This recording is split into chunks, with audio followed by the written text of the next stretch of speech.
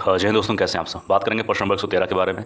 और जैसा आप सभी को पता है कि ये यूपी पीसीएस 2023 का पीवाईक्यू है और हम लोग इस सीरीज़ में 15 साल का पीवाईक्यू सॉल्व करने वाले हैं। 113 में है कि निम्नलिखित में से किस स्थान पर अलकनंदा और भागीरथी नदी मिलती है। ये दोस्तों ज्योग्राफी का सवाल है और ज्योग्राफी बहुत इंपॉर्टेंट है। पीसीएस में कम से कम 20 से 25 सवाल, 26 सवाल तक ज्योग्राफी के आते हैं। अब 113 के बारे में बात करें दोस्तों, इस सवाल का देखिए सही उत्तर हो जाएगा ऑप्शन नंबर ए यानी कि देवप्रयाग। ठीक है, तो इस चीज़ ध्यान देना, देवप्रयाग। ठीक, तो क्या पूछा गया था कि अलकनंदा और भागीरथी कहाँ मिलती है, तो क्या क्या हो जाएगा, देवप्रयाग। अच्छा, रुद्रप्रयाग में कौन कौन सी नदी मिलती है ये भी जान लेते हैं। तो रुद्रप्रयाग में मिलती है दोस्तों मंदाकिनी और अलकनंदा, तो इसे ध्यान देना। और विष्णुप्रयाग में कोई पूछ ले तो हो जाएगा धौली गंगा तथा अलकनंदा। क्या हो जाएगा, धौली गंगा तथा अलकनंदा। डी में है कर्णप्रयाग, तो इसका हो जाएगा पिंडर तथा अलकनंदा, तो ये भी ध्यान देना। ठीक है, प्रश्न नंबर 114 इसमें कहा गया the challenge of world poverty पुस्तक किसने लिखी। देखिए यूपी पीसीएस में 3 से 4 सवाल ऐसे, 3 सवाल तो मान ही सकते हैं, ऐसे सवाल आते हैं जो पुस्तक से संबंधित होते हैं कि कौन सी पुस्तक किसने लिखी या कौन से पुस्तक के बारे में जीवनी, मतलब पुस्तक से संबंधित 3 सवाल कहीं कम से कम आ ही जाते हैं। तो ध्यान देना, जो न्यूज़ हो काफ़ी ज़्यादा करंट में, एक डेढ़ साल में 2 साल में, उसको ध्यान दिया करो। ठीक है, 114 के बारे में बात करें, सही उत्तर हो जाएगा ऑप्शन नंबर डी यानी कि गुन्नार मिडल। ठीक है, तो the challenge of world poverty 1970 में पुस्तक के लेखक थे गुन्नार मिडल। ठीक है, वे अर्थशास्त्री और समाजशास्त्री थे। ठीक है, इसी ध्यान देना। प्रश्न नंबर 115 इसमें कहा गया रियो शिखर सम्मेलन 1992 का एजेंडा 2021 संबंधित है। ये दोस्तों ज्योग्राफी से भी है और इन्वायरमेंट से भी है, लेकिन इसको आप इन्वायरमेंट की तरफ ज़्यादा ले सकते हैं। 115 का सही उत्तर हो जाएगा ऑप्शन नंबर सी यानी कि सतत विकास से। ठीक है, तो इस चीज़ ध्यान देना।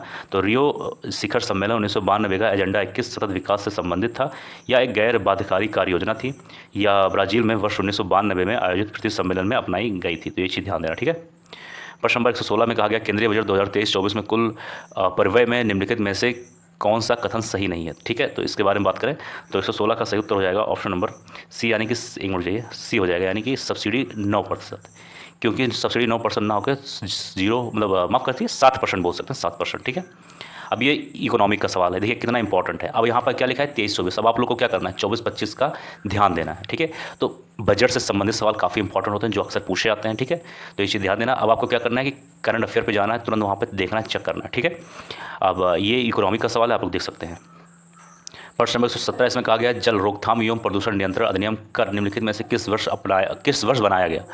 तो 117 के बारे में बात करें, सवाल का सही उत्तर हो जाएगा ऑप्शन नंबर सी यानी 1977। ठीक है, तो जल प्रदूषण रोकथाम एवं नियंत्रण अधिनियम 1900 अधिनियम, एक मिनट जाइए, वन मिनट, थोड़ा सा गलती हो गया। क्या गलती हो गया ये जान लेते हैं। यहाँ हो जाएगा बी, हो जाएगा 1974 हो जाएगा। क्या हो जाएगा 1974, तो ये चीज़ ध्यान देना, क्या हो जाएगा 1974 हो जाएगा। ठीक है, एक चीज़ ध्यान देना 1974 हो जाएगा। अब ये दोस्तों इन्वायरमेंट से संबंधित सवाल है। ठीक है, प्रश्न नंबर 118 में कहा गया मानव हृदय कितने चैम्बर्स का बना होता है। ये साइंस का सवाल है, बायो का सवाल है, या फिर बायो जनरल साइंस, एक ही बात है। 118 के बारे में बात करें, देखिए इस सवाल का देखिए उत्तर हो जाएगा ऑप्शन नंबर यानी केवल 4। ठीक है, तो मानव हृदय 4 चैम्बर्स का बना होता है। ये सवाल काफ़ी कॉमन है, कई सारे एग्जाम में पूछा जा चुका है। ठीक है, तो इसे ध्यान देना। अच्छा, तो ये चीज़ मालूम हो गया ना कि केवल 4 चैम्बर जो है मानव से संबंधित है। ठीक है, तो इसे ध्यान देना, कभी भूलना मत। प्रश्न नंबर 119 है, इसमें कहा गया निम्न में से यूक्रेन का सबसे बड़ा कोयला उत्पादक केंद्र कौन सा है। अब ये ज्योग्राफी का सवाल है, ये वर्ल्ड ज्योग्राफी से संबंधित है। ठीक है, अब 119 के बारे में बात करें दोस्तों, तो इस सवाल का देखिए सही उत्तर हो जाएगा ऑप्शन नंबर डी। ठीक है, ये वाला। ठीक है, यानी कि डी यानी कि ऑर्डोनेट्स। ठीक है, अब आपको क्या करना है कि क्या पूछा गया यूक्रेन का सबसे बड़ा कोयला उत्पादक केंद्र कौन सा। अब आपको क्या करना है, देखिए अब आपको यही आपकी एक प्लानिंग स्मार्ट स्टडी यही होती है, तुरंत जाना है, तुरंत चेक करना है कि विश्व का सबसे बड़ा कौन सा है, भारत का सबसे बड़ा कौन सा, कौन से राज्य में है। ये चीज़ तुरंत गूगल पर जाकर तुरंत सर्च किया करो। ठीक है, ये चीज़ ध्यान देना। मैं यहाँ पर सिर्फ आपको सवाल समझा रहा हूँ, बता रहा हूँ कि कैसे सवाल आते हैं, कौन सब्जेक्ट, कौन से टॉपिक, कितने सवाल, कौन सब्जेक्ट से, geography, polity, history, current affair से कितने सवाल आते हैं, कौन से टॉपिक से सवाल आते हैं। मैं यहाँ पर ये समझाने वाला हूँ, बताने वाला हूँ। मैं हर एक चीज़ को बहुत विस्तार से नहीं समझा पाऊंगा, क्योंकि अगर ऐसा करने लगूंगा तो 15 साल का पीवाईक्यू सॉल्व कराने में 1.5-2 महीना लग जाएंगे दोस्तों, बहुत समय लग जाएगा। और आपको क्या करना है, आपको सिर्फ देखना है, सीखना है इससे कि कैसे सवाल पूछे जाते हैं, कैसे ऑप्शन आते हैं, तभी आप अपना प्रैक्टिस और अपनी तैयारी अच्छे से कर सकते हो। 120 में कि भारत के G20 प्रतीक चिन्ह के संदर्भ में निम्नलिखित कथनों में कौन सा सही है। 2 पॉइंट है, पॉइंट नंबर 1, पॉइंट नंबर 2। देखिए दोस्तों, ये है करंट अफेयर का सवाल, ध्यान देना। इसमें कहा गया है कि प्रतीक चिन्ह में 7 पंडुलियों वाला कमल है, और 2 में है कि प्रतीक चिन्ह की 7 पंडुलियाँ 7 महाद्वीप का प्रतिनिधित्व करती हैं। 120 के बारे में बात करें, देखिए इस सवाल का सही उत्तर हो जाएगा ऑप्शन नंबर ए, यानी कि ये दोनों पॉइंट सही होगा, पॉइंट नंबर 1, पॉइंट नंबर 2। ठीक है, तो भारत की G20 प्रतीक चिन्ह के संदर्भ में कथन 1 और कथन 2 दोनों पॉइंट सही है, और जैसा कि पॉइंट में लिखा है आप लोग यहाँ पर देख सकते हैं। प्रश्न नंबर 121 में कहा गया है कि पुराणों के संदर्भ में निम्नलिखित कथनों में कौन सा सही है। अब ये कहीं ना कहीं एंशिएंट हिस्ट्री का सवाल है, आर्ट एंड कल्चर से भी थोड़ा संबंधित है, खैर कोई बात नहीं, इसको हम लोग एंशिएंट से ही लेते हैं। 121 के बारे में बात करें दोस्तों, देखिए इस सवाल का सही उत्तर हो जाएगा ऑप्शन नंबर डी, यानी कि पॉइंट नंबर 1 पॉइंट नंबर 2 दोनों पॉइंट सही हो जाएगा, ठीक है। यानी विष्णु पुराण से मौर्य वंश की जानकारी मिलती है, ये भी बात सही है, ध्यान देना इंपॉर्टेंट है। वायु पुराण गुप्त वंश के शासन व्यवस्था पर प्रकाश डालता है, तो ये भी सही है, ठीक है। प्रश्न नंबर आ जाइए 122 पर, इसमें क्या कहा गया है, इसमें कहा गया है, थोड़ा इसको छोटा कर लेते हैं, 1 मिनट, ठीक है, आई थिंक ये सही होगा, थोड़ा और जूम कर लें, ठीक है। इसमें क्या क्या कहा गया है, इसमें कहा गया है कि 1 मिनट चाहिए, 1 मिनट, हाँ। प्रश्न नंबर 122 है, थोड़ा इसको ध्यान देना। 122 में निम्नलिखित में से किस स्कॉर्पियन श्रेणी की पनडुब्बी को जनवरी 2023 में भारतीय नौसेना में शामिल किया गया, ठीक है। अब ये चीज़ ध्यान देना, ये भी इंडिया का मतलब करंट अफेयर है, भारतीय नौसेना संबंधित है, तो जाहिर सी बात है ये इंपॉर्टेंट है। ऐसे सवाल ध्यान दिया करो जहाँ पर नौसेना आर्मी से संबंधित कुछ न्यूज़ हो, इंपॉर्टेंट हो, तो ऐसी चीज़ पर जरूर ध्यान दिया करो, या फिर कौन सा मुख्यालय इंपॉर्टेंट कहाँ स्थित हुआ है, या फिर कौन सी नौसेना संबंधित फैक्ट्रीज, जो भी चीज़ें हैं वो तुरंत उसको लिख लिया करो, याद कर लिया करो।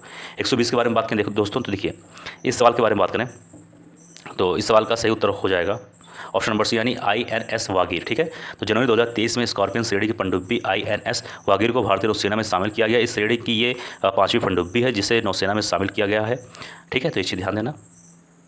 प्रश्न नंबर 123 में आ जाइए, इसमें कहा गया निम्नलिखित कथनों में से ग्राम सभा के संबंध में कौन सा कथन सत्य नहीं है, यहाँ पूछा गया नहीं है, तो थोड़ा सा ध्यान देना, जल्दबाजी में कोई भी गलती मत करना। 4 ऑप्शन है A B C D, ठीक है। 123 के बारे में बात करें दोस्तों, तो इस सवाल का सही उत्तर हो जाएगा ऑप्शन नंबर बी, यानी इसकी शक्तियों का निर्धारण केंद्र सरकार के द्वारा होता है, ठीक है, तो ये चीज़ ध्यान देना। तो 123 का सही उत्तर हो जाएगा ऑप्शन नंबर बी, ठीक है। और ये कौन किससे संबंधित है, तो आर्टिकल यानी अनुच्छेद 243G से संबंधित है, तो ये चीज़ ध्यान देना।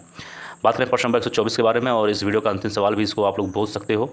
इसमें कहा गया है 124 में कि फरवरी 2023 तक उत्तर प्रदेश में अमृत भारत स्टेशन योजना के तहत आधुनिकीकरण के लिए कितने रेलवे स्टेशनों की पहचान की गई है। अब देखिए इस सवाल के बारे में बात करें 124 के बारे में, तो उसका सही उत्तर हो जाएगा ऑप्शन नंबर डी, यानी कि 149, ठीक है। तो फरवरी 2023 तक उत्तर प्रदेश में अमृत भारत स्टेशन योजना के तहत आधुनिकीकरण के लिए 149 रेलवे स्टेशनों की पहचान की गई। ये करंट अफेयर का भी सवाल है और उत्तर प्रदेश से भी संबंधित सवाल है। तो दोस्तों यह था आज का वीडियो, मुझे उम्मीद है वीडियो पसंद आएगा। किसी सवाल में कोई डाउट हो जरूर कमेंट बॉक्स में लिख देना। मिलते हैं किसी और वीडियो में। जय हिंद, जय भारत।